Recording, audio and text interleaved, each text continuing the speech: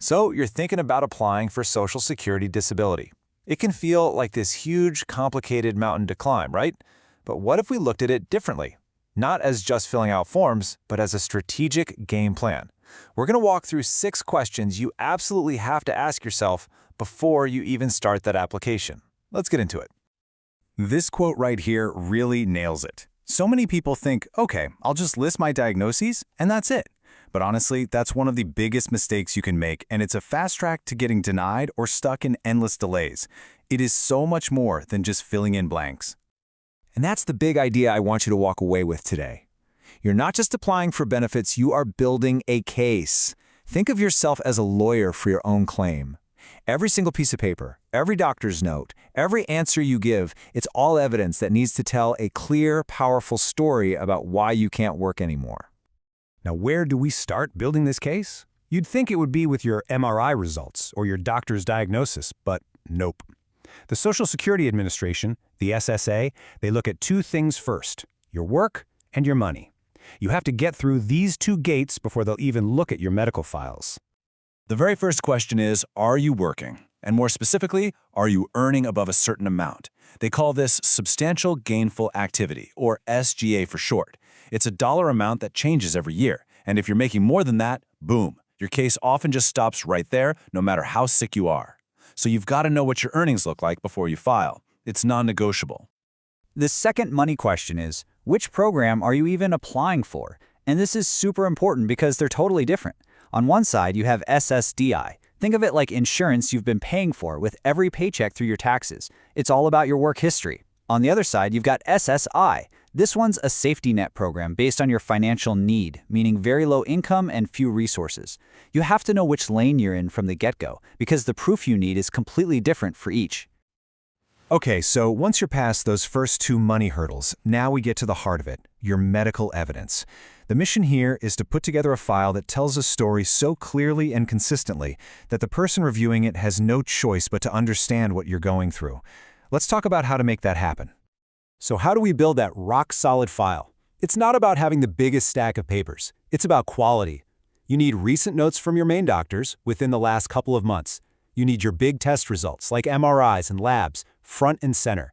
And this is huge. You have to document how treatments are affecting you, including the side effects. And finally, you have to play detective. If one of your doctors says you're doing better and another says you can't get out of bed, the SSA is going to get confused. You have to clear that up before they ever see it. All right, now we're at what is, without a doubt, the most important part of this whole thing. This is the make or break section. It is not enough to just have a diagnosis. You have to prove what that diagnosis actually stops you from being able to do in a work setting. So let me ask you straight up. Can you prove what you can't do anymore? It sounds like a simple question, right? But the answer is everything. It's about showing, not just telling, what your day-to-day reality looks like because of your health. And the way the SSA looks at this is through something called your residual functional capacity, or RFC. You're going to hear that term a lot.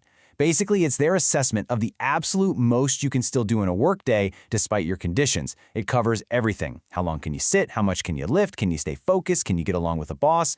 This RSD is the bridge between your medical chart and the real world of work. And here's exactly how you do it. Just look at the difference here. Saying I can't work or I have bad days, well, that doesn't really mean anything to an examiner. It's too vague. But saying you'd have to switch between sitting and standing every 15 minutes, or that you'd likely miss 2 or more days of work a month, now that is concrete. That's something they can measure against job requirements. Being specific and quantifying your limits, that's the language they speak. Okay, next. This is another big strategic move you have to make: picking your start date. This is called your alleged onset date, and it's not just some random day you pull out of a hat. This date is the anchor for your entire claim. It tells the SSA which medical records to focus on and can even determine how much back pay you get. So how do you pick a good one? You anchor it to a real, provable event, a date that makes sense. Maybe it's the last day you could manage to work full-time, or the day you got that big, game-changing diagnosis from an MRI. It could be a major surgery, or even a documented attempt to go back to work that just didn't pan out. Whatever date you choose, you've got to have the evidence to back it up.